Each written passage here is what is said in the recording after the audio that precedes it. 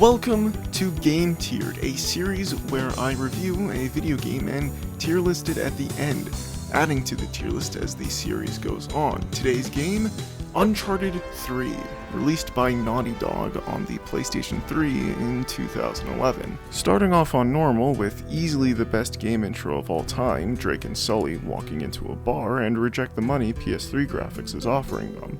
And like every D&D game ever, a bar fight breaks out, in which we learn how to punch, kick, elbow. Then we move into the main bar where we learn that things in the environment can be used to hit enemies. And now it's time to deal with brutes. Take it slow, dodge over damage, whittle them down, and you should be good. And then we move into the kitchen where, if you're clever, you can use furniture to deal with enemies. This is honestly a pretty perfect melee tutorial. Going outside, we get headbutt, and what's-her-name describes literally me. Same cocky little shit. Then we get shot. And we wake up 20 years ago where we learn about a ring, a Super Mario coin, and a man in a green shirt who knows how to use a key. Then we get kicked out and tail Sully, which is also where we learn about stealth. In the one section, moving between 2 points of cover will actually work. Then we get to climb up a building for the first time. Pretty fun. It'll get trickier later, but we'll burn that bridge when we come to it. And continue tailing Sully until we see the opportunity to enter a cutscene to steal Sully's wallet and telegraph all our moves. Traversing across the thief's best friend, we're intercepted by Sully and what's-her-name, I still can't remember as I'm writing this. Let's hope I remember it when I'm editing this. Either way, the PS3 graphics are after us, and it's time to reunite with our old friend. And for some reason I couldn't make this jump. Took me like 5 tries. But afterwards, Sully kills some PS3 graphics, and we hear about how there's greatness from small beginnings, and how there's this guy named Sully, and how he's the same guy we've been hanging out with for the last 20 years. Back to the present, where we learn that Cutter is actually working with us. Who could have seen that one coming? Now it's time to go through the alleys to where Chloe is, and we do the badass slowly walking together bit. Once we get to where we're going in the slowest way possible, we need to find a way inside. And another section where we need to climb. No, this isn't the section where I complain, but for now I'll say that it sucks that this part with the pressure plates can't really be sped run. You have to acknowledge that there are pressure plates to Cutter, then you can move on to hitting all 4, then you have to wait for Drake to realize that headlights exist. Anyway, 4 levels in and we finally get into ranged combat. R1 to fire, L1 to aim, and R2 to reload, which always felt awkward to me, but it's not the biggest deal ever. Other than this, it's just a lot of walking around. Also, the first 3.5 levels are amazing. Despite it definitely being a tutorial, it doesn't feel that way, excluding the opening moments of combat. Going through 45 minutes of melee fighting, stealth, climbing, and puzzle solving, and then only then do we learn about aiming and ranged combat. It's actually amazing how engaging these sections are without utilizing what you're going to be doing for almost the rest of the game. Finally, we make it to the London Underground where we need to do some climbing. I actually love this part, and this stuff always happens between me and my friends where I'll think of a plan and everyone else will dibs out on doing it, leaving me. But it's fine as it leaves us as the flank. There's a reason I put Nate as a literally me character. Moving forward, we enter a cutscene where the PS3 graphics realize they've been duped and followed. A stealth tutorial plays out along with a cutscene Drake has been waiting 20 years to play. Then we destroy the long hidden and take out some more PS3 graphics as we work our way out of here. This serves as our real first firefight of the game, and it's genuinely difficult, but to be fair, I'm not playing on easy like a true gamer would. And I also suck at aiming on a controller. If I could get this working on RPCS3, I would probably be destroying this game on crushing with a keyboard and mouse. Next, we're looking at a map talking about something? Like, they mentioned Lawrence of Arabia and John D. Meanwhile, Cutter is schizo posting about 007, but actually paying attention to this cutscene, it just made me remember why I never do. The point is, we need to go to Paris, and Charlie and Chloe need to go to Syria. Alright, time for the famous Paris jungles, with a fucking mansion being here. Heading inside, it's more climbing, and we take a great tumble and have to fight our way back to Sully. No, I'm not going to show the spider section before this, just know that it is a great foreshadow for things to come. Also, I'll put a clip of it here, but at one point I got a takedown animation I've never gotten before, and it's my new favorite. I don't know, it was cool. Also, while looking for that clip, I noticed the audio and video were desynced really badly. I don't know if this was OBS, Windows Media Player, the game itself, though I'd probably still blame OBS since I play all my console games that aren't through an emulator through a capture card using OBS as my software. Either way, it was annoying when I noticed it, so I'm taking the opportunity to bitch about it here. Anyway, after this skirmish, we learn how to use grenades. That's why the L2 button wasn't doing anything. God, and I thought my controller was broken. Provided you ignore the rattling sound. With grenades, we learn how destructive grenades can be, but only in the areas that Naughty Dog wants them to be. That is to say that the next area isn't any easier. Somehow. Look, it doesn't matter if that sentence didn't make any sense, because if it did, that means I failed my word salad project. So that also means that it's time to move on to probably my favorite puzzle in the entire game. What the actual fuck did I just write? That took me like 10 takes. With this, we need to place a horsey, and a horsey that's earned its treat, a kigi, and a hawk. Or at least I think it's a hawk. Either way, we now need to know where we need to place these characters, and we need to use the light to reveal where the other objects should be in relation to the characters. Like human with no arms, a pitchfork, an N with a tail, almost a flux capacitor, the number 8. Wait, okay, so you have all these actual symbols. I say as if the letter 8 isn't a symbol, but you have all these symbols, and then you just have the letter 8. It's supposed to be a door, isn't it? God damn it. Alright, just put the characters in the right spots based on what the light said, and the door opens. Then we see one of the worst things ever animated. Oh, this is why I have arachnophobia. Well, now that that fucking nightmare is over, we need to escape hell. Oh, wait, no, we're still in France, never mind. We should probably still leave though. And this is why I love destruction so much. This section is so awesome. Even to this day, whenever I'm eating like a chocolate bar or something, I'll turn it over and see how the bottom breaks apart and falls apart, pretending it's this section of the game. Surviving that, Sully gets ready to lay down and die, so we go to Syria. God, why the fuck did I write that? For realsies though, we are going to Syria so we can save Charlie and Cutter. I mean Chloe and Cutter. Fighting through this first section, we open the door for Sully and take a stroll in a well and finally run into our teammates, and Charlie tells us about as above so below, a new gameplay mechanic that's only used in this level. A stealth section ensues and I get a trophy for stealth killing 5 guards in a row. And of course, I had to see what that trophy was for the clip, and my PS3 got stuck when trying to exit my trophy list, and I had to exit out of the game. Does that happen on RPCS3 emulation elitists? Didn't think so. But this did allow me to skip killing some enemies. This isn't the first time this has happened, but it's the first noteworthy time of it happening. Then there's another section of knowing what to do, but the game's not telling me what to do, so I can't do it until the game tells me what to do. And then a chase section ensues alongside a sniping section.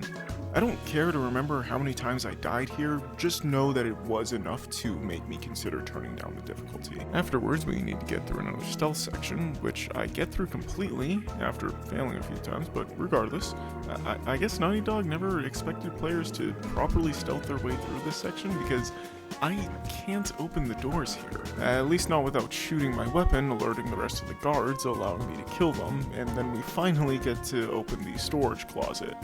Using the scope, we see as below, so above, and there we go.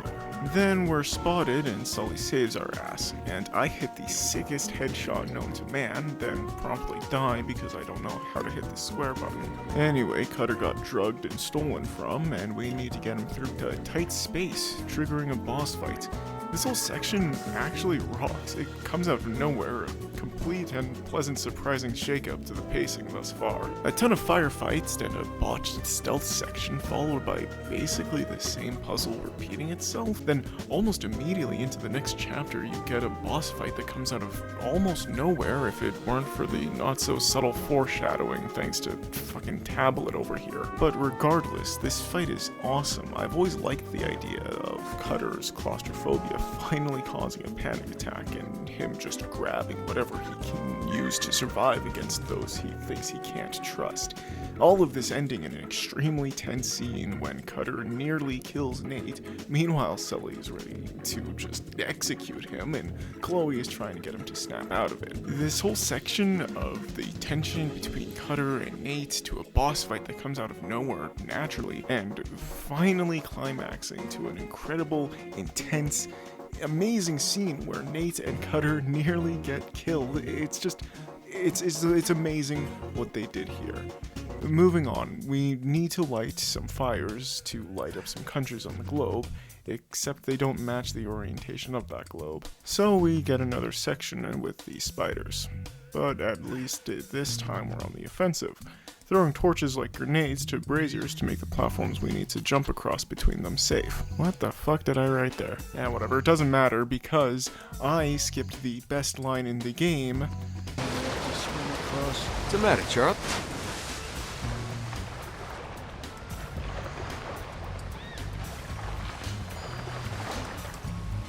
I hate getting wet.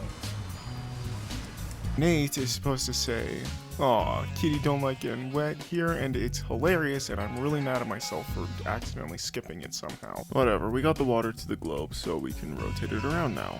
I don't know why these countries are important, but I also don't care. We got the globe to the right spot, and we found the next tomb, and Cutter took the other piece from us. Then we accidentally make someone into a pancake, and Cutter pulls your average YouTube prank on someone being rendered using the power of the PS3. And we're on the run. Gotta love it when you want a B-roll, but you crouch down in front of the snipers. Then a cutscene plays where they steal from Cutter what Cutter stole from me, and also during this section of the bridge falling, you can hear the same sound that plays when NG from TF2 hits his buildings with... Anyway, we hit that square button like a motherfucker and learn about riot shields. No matter the game, riot shields suck, unless you're using them. Then they're a great time, unless it gets shattered. Fuck! Oh, so that's why losers can't play without this thing. It also sucks that it takes up the primary slot, leaving you with only your pistol. But I guess it would be too OP to let the player have a rifle while having move and cover. And it also does suck that you're only left with your pistol or something similar if the shield breaks. Anyway, to deal with enemies, throwing grenades and shooting when you can does the trick. See what skill does against riot shields? Moving on to the next section, Cutter is out of commission, Chloe is never heard from again, and Elena still has her ring. Anyway, we're visiting Elena in... I think we're still in Syria? Maybe Egypt? Israel even? I don't think the game actually ever mentions where we are in this section. But it really doesn't matter since the PS3 graphics are also here and we need to follow them. And we get thrown through another window. Thank God for that pickpocketing skill, but now it's about time we train our hand-to-hand skill. This is another area where you can use the stuff around the environment as weapons. Bish! Then we escape with Sully and Elena, accidentally our way right where we need to be, and an argument breaks out while Sully goes out for milk. Shotguns. Heading down, there's another puzzle where we use a map to see which levers to pull. Again, even if you know what to do, you have to wait for the game to tell you. This really bugs me. Speedrunning all but about 3 puzzles thus far is basically impossible. But that is about to end. The next 2 puzzles you can do as fast as you can move and climb. The first one I did was a light puzzle. Usually I have a massively hard time with this, but I actually used my brain here and got it figured out real fast. The second puzzle has to do with gears, a lot of climbing and image recognition. First try I fucked up with the symbols, so I had to rearrange some stuff and that did the trick. Going back to the center, the middle path opens up and Sully memorizes some stars. Then we get another spider section, and we get to brush the torch on the ground, scaring them away, and the section ends with us shooting at a horde when they get too close while Sully finds a way to open the door. Spiders are one of the only repeating mechanics that isn't climbing, stealth, and shooting. Sure, riot shields appear later in level 19, but that's only one guy, and I'm also getting ahead of myself. But every puzzle we see is a completely different one, which is nice for variety, but that's sacrificed when every combat encounter doesn't really change. I don't know, maybe I'm complaining too early. After this, we end up in another combat section where enemies come out of smoke and we need to shoot them down. Not too hard, but I always get paranoid about enemies coming right out of the smoke and shooting me instantly while I'm in melee combat, and that fucks up my rhythm. After climbing out of the well, Nate gets drugged, finally seeing what Cutter went through. Meanwhile, Mary Lowball and Stone Tablet whisper into Nate, talking about needing to trust them.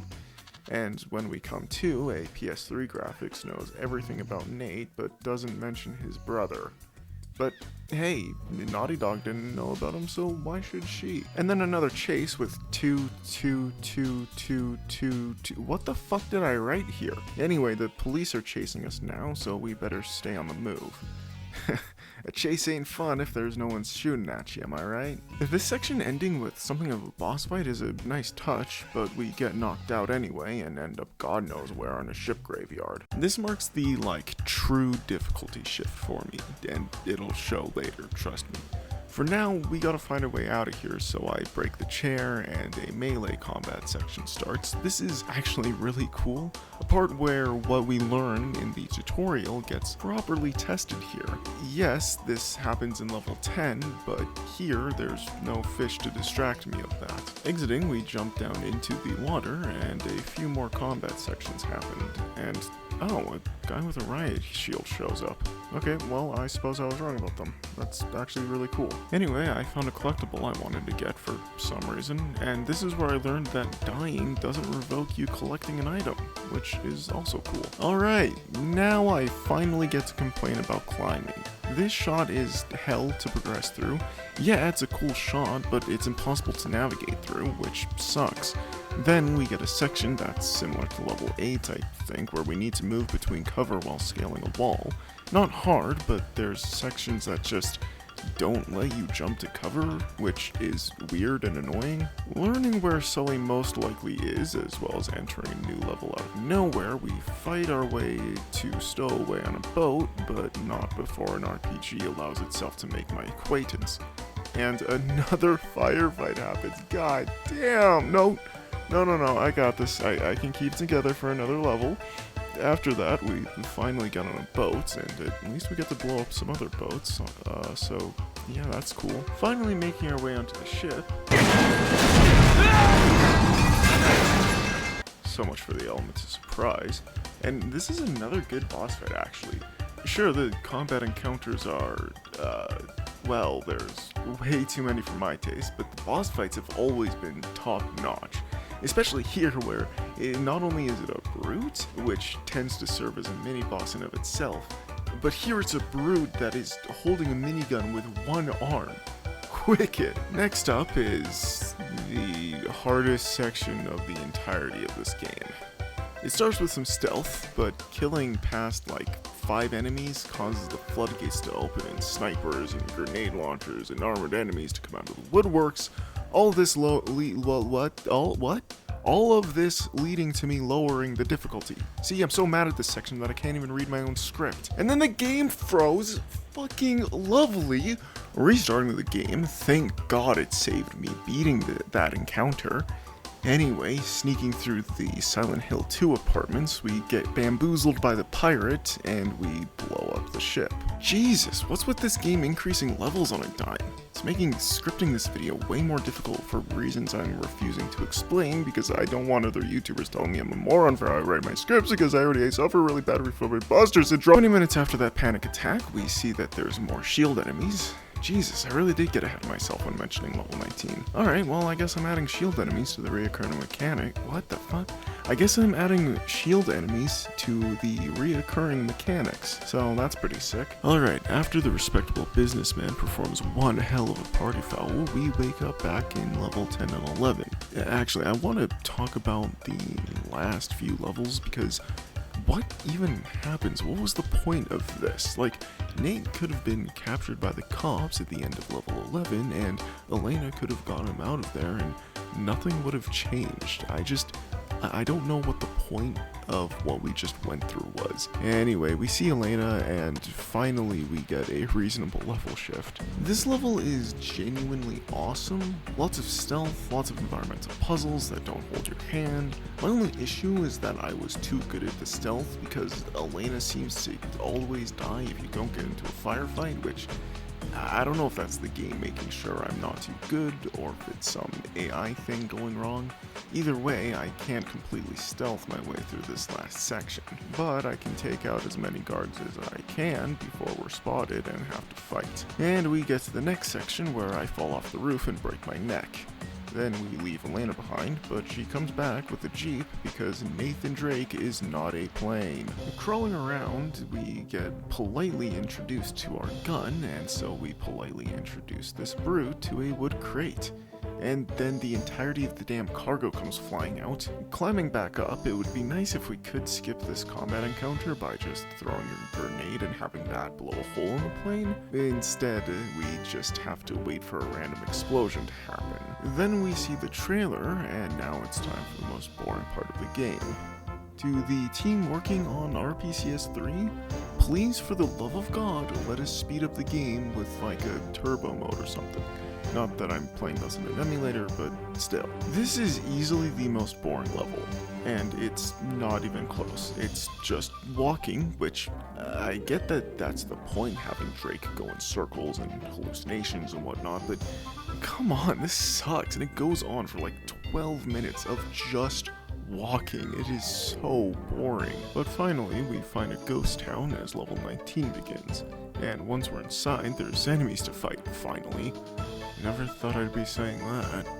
Anyway, fighting our way through, we get some destructible parts of the environment that makes more cover for us as well as enemies, as well as holding up areas that are keeping us from progressing. This is actually a really nice merging between puzzle and combat. Imagine if the shields could be used to access areas blocked off by falling rocks to get treasure, or if spiders could be used to kill enemies by shooting torches out of their hands. Yeah. Either way, it's too bad this is only for level 19. Anyway, all this leads up to a really solid boss fight, a turret that we need to run to cover between reloads, I assume, and take out the pillars holding it up.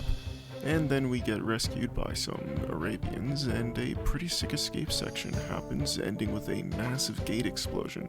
And we learn that our savior's name is Selim, and that the English want to summon some demons. And we get an entire level of riding horses. Pretty sick. I don't have much to say about it though, except that it's cool that they made the ending of level 19 into half a level. And it is a massive amount of fun jumping between horses to trucks, all while shooting down bikes and going into a storm. Our horses decide that they don't want to be rendered by a PS3 anymore, leaving us to fight through the storm. Nothing special really happens here, just another wave of fighting through enemies, followed by a climbing section. Finally unlocking the lost city of Ubar. Taking a well-earned sip of water, we get one hell of a view, and Sully gets one hell of a shot. That was... Jesus, that was a bad joke. Anyway, it's time to take revenge, and we finally understand what Selim said about demons born of smokeless fire. Finally, combat gets shaken up enough for me to warrant talking about it again, almost 90% of the way through the game. Here, there are enemies that start out normal, but when they take a certain amount of damage, they become demonic and can no longer be engaged in melee combat, forcing you to aim on a controller. Thanks, Naughty Dog! Some more shenanigans happen with some spiders and more combat, and we get a pretty cool section with a pool filling the pool. What? Anyway, evil Nathan Drake sends Nathan Drake into a pool of skeletons. Finally, whatever was in our system wears off, and we fight our way through some more enemies, and we see Sully, and he hits us in the head for letting him die like that, and then he reveals that he never did die, you idiot! There was water that made you go nuts, and the chemicals are still in your liver. Tear off your flesh and rip out your liver! After that mental breakdown, while I fight through these enemies, we ruin 20 years of hard work, and the entire building goes down. And fighting through more enemies, yada yada yada. Then we see Mrs. Grade 9 English substitute teacher die in quicksand, and Sully says something that if I don't hear my friends yell at me within the next 20 years, I'll consider myself a total failure.